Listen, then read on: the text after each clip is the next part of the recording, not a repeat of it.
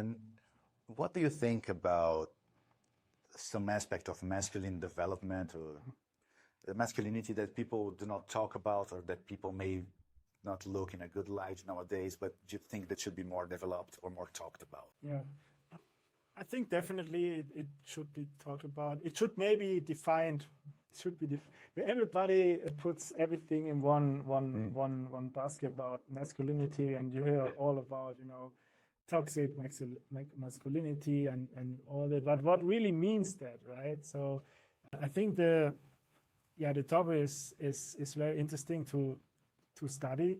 At the end, I think it all depends on you, what you make out of it, and you how you behave, what are your preferences. So you actually need to know as a person, okay, what do you want? What are your goals?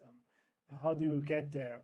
And what are your standards to get there? And then, of course, something is then called, I don't know what, too masculine, but if that's your preference, you should actually follow it and don't hear too much about, okay, what could this be and what's that? Right. Yeah, like I said, it's kind of a bucket. I have the same thing with the word generation, Generation Z or Y, whatever. It's hard to define a whole group of people with one word, right, or one expression. So yeah, I like this. Yeah. Let's focus on the individual, right? What is the individuals? I like the standards. Just, it's important to know who you are and what do you like and what you don't like. And it's all about also boundaries. So what I realize is also a lot of men, they don't know their boundaries. Right? They don't know their boundaries. They don't know their goals. They don't know how to get there. Sometimes they don't even know what they like, they don't like. They have a feeling, oh, I don't like this, okay, or maybe I like. So if most of the men, if they just would know, okay, what are their boundaries, their preference, and where they want to go, and then follow through. So if somebody steps over to their boundaries and then, then having then making consequences out of it, I think this would then help them a lot. So they have a framework they can follow. If somebody assaults you, right? So how do you react? Or you don't like fish and somebody wants to eat fish with you. Are you just being the nice, they say, the nice guy and say, okay, I'm eating fish with you, right? Or is it like a boundaries of not eating fish? Or is it what are your boundaries and your preferences?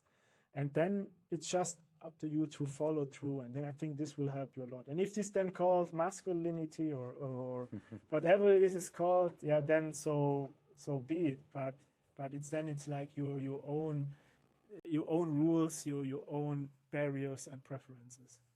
It's a very interesting view. Yeah, self-knowledge, going from self-knowledge to actually behaving differently, right? And actually being a leader, maybe, or leading of your own life, at least. Yeah, I think leadership also is like a big topic in there. If you are a leader in your own life, if you create things, and just also other people, especially women, then will actually follow you. So it will actually be more attractive. You become more attractive also to the opposite sex if you display these leadership qualities.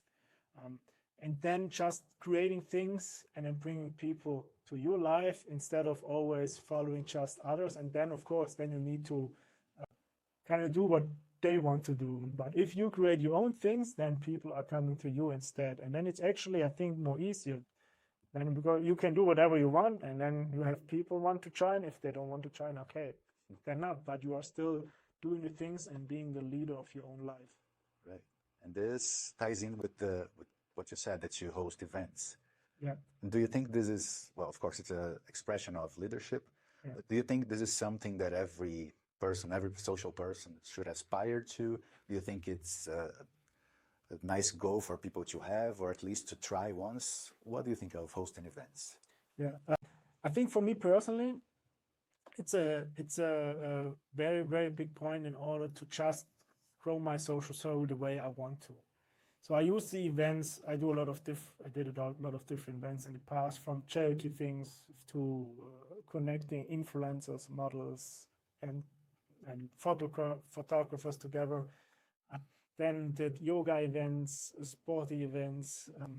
And I actually used these events to create my social circle, to actually invite the people I want to meet and then provide value in some kind of way. So it's provide value and then meet the people I want to meet. And to your question, I think everybody should do events like this, or at least it's not that they need to do like big events and big parties or big sporty events.